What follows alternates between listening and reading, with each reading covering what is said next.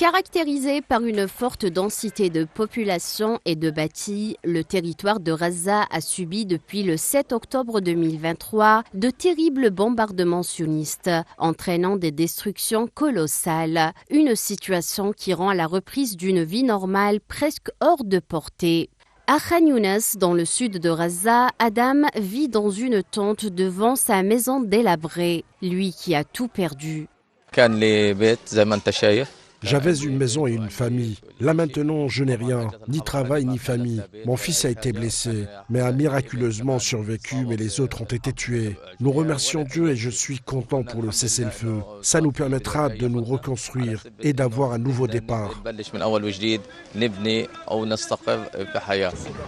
En 15 mois et demi de génocide, plus de 46 800 Palestiniens ont été tués et plus de 110 000 autres ont été blessés. Des destructions massives et un manque terrible d'équipements de construction rendent le nettoyage des ruines dans l'enclave très difficile.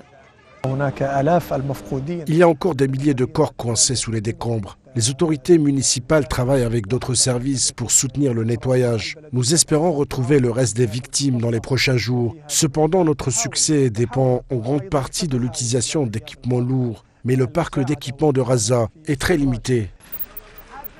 Le génocide sioniste a paralysé tous les secteurs vitaux de Gaza, notamment le système éducatif, ce qui suscite de sérieuses craintes quant à l'avenir des petits Gazaouis. À